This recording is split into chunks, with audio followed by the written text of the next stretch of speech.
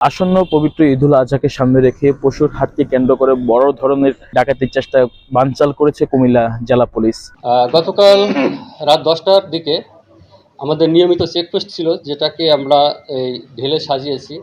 বিশেষ করে এই কুরবানি ঈদকে সামনে রেখেই সেখানে ইপিজেড ফাঁড়ির আমাদের একটি টিম চেকপোস্ট করতেছিল। ঠিক 10:30টার সময় একটি সিএনজি যোগে 5 জন সন্ত্রাসী তাদেরকে ওভারটেক করে যাওয়ার চেষ্টা করে। আমাদের টিমে যখন সন্দেহ হয় তাদেরকে দাঁড়াতে বলে, সাথে সাথে তারা তাদের হাতে থাকা তাদের পিস্তল দিয়ে আমাদের অফিসার এসআই খাজু মিয়াকে গুলি করতে উদ্যত হয়।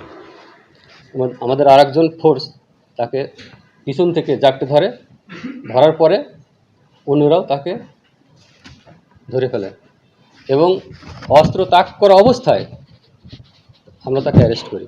আমরা 3 জনকে অ্যারেস্ট করতে পেরেছি এবং সাথে আরও 2 জন ছিল।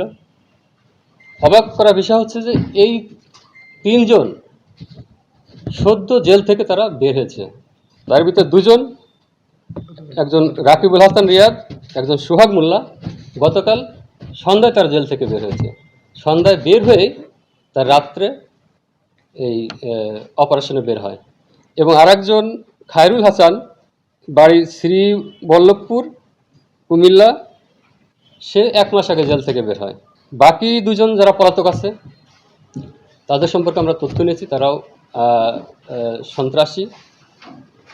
এবং এই খায়রুল হাসানের নামে আমরা দেখেছি সিডিএমএ সার্চ দিয়ে 40টি মামলা আছে।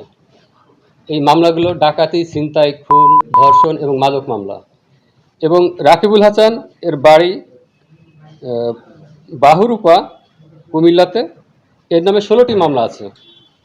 সোহাগ মোল্লা এর বাড়ি নয়াকান্দি, মতলব চাঁদপুর, এর নামে 14টি মামলা রয়েছে।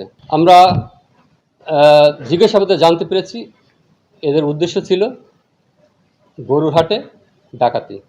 আমরা এর সাথে আরও যদি কেউ জড়িত থাকে তাদেরকে গ্রেপ্তার করে আমরা বিজ্ঞ আদালতে প্রেরণ করার